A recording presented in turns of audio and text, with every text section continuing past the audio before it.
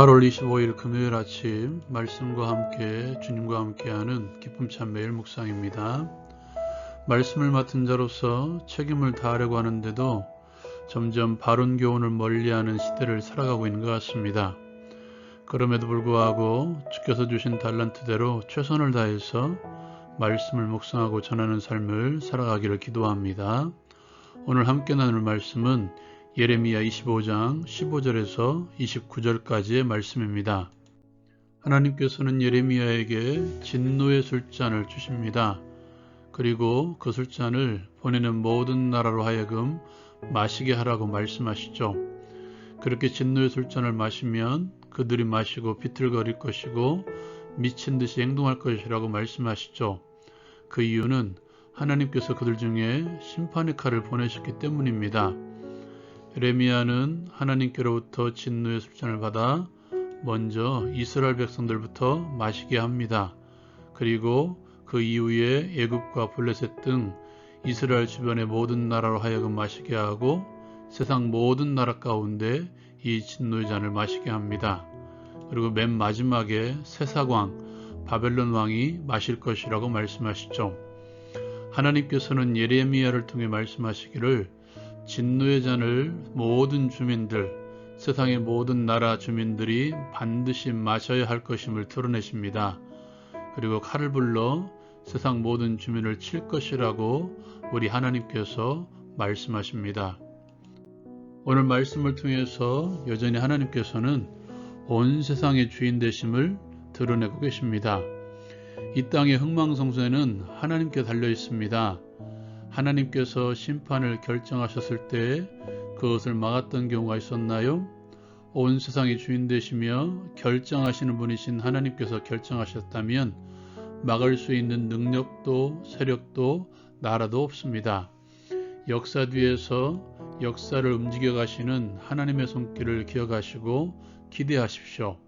그렇다면 하나님께서는 심판을 충동적으로 결정하시고 행하시는가? 당신 마음대로 하신다면 아무런 목적도 없이 역사를 끌고 가시는가? 그렇지 않습니다. 노아를 통해서 물로 세상을 심판하셨을 때에도 죄가 세상에 가득 찼기 때문이라고 말씀하십니다. 아브라함을 통해서 소돔과 고모라에 대한 심판을 말씀하셨을 때에도 죄가 그 땅에 충만했기 때문이라고 말씀하시죠. 우리가 묵상하고 있는 예레미야 5장에서도 진리를 구하는 자 한 사람이 없을 정도로 주의 백성들이 죄를 향해 치달았을 때 하나님께서는 심판을 결정하셨습니다. 그렇다면 죄가 무엇인가요? 만드신 목적대로 사용하지 않으면 그것이 죄가 됩니다. 소요리 문답 첫 번째 질문이 사람의 죄를 되는 목적에 대한 질문이고요. 그 대답은 하나님을 영화롭게 하며 영원토록 그를 즐거워하는 것이라고 말하고 있습니다. 이 책임을 다하지 않으면 하나님께서는 심판하실 것입니다. 우리나라를 위해서도 기도할 때 마찬가지입니다. 가면 갈수록 묻지마 범죄가 기승을 부리고 있습니다. 하나님께서 만드신 가장 작은 교회인 가정이 무너지고 있죠. 또한 가정의 기본조차 무너지고 있는 상황입니다. 하나님께서 세우신 창조의 질서가 무너지고 하나님의 영광이 가리워진다면 우리나라도 하나님의 심판에서 자유롭지 못합니다. 아니, 이미 심판이 시작되었는지도 모를 것입니다. 그리고 심판도 회복도 항상 교회로부터 출발함을 기억하십시오.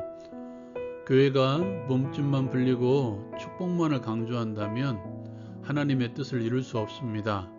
먼저 하나님의 영광이 선포되어야 되고 하나님의 영광을 위해 일해야 되며 하나님의 뜻을 이루는 교회가 되어야 합니다.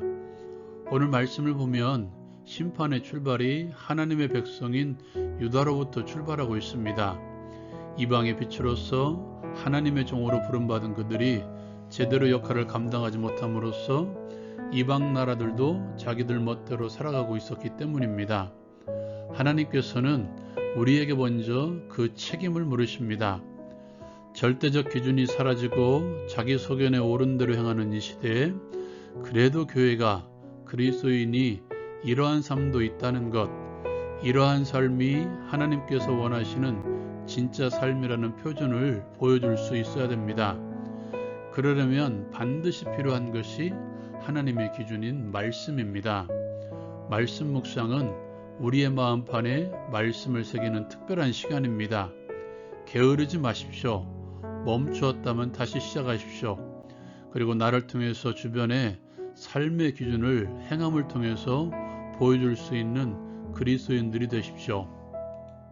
함께 나눈 말씀을 통해서 함께 적용하고 함께 기도하기를 원합니다.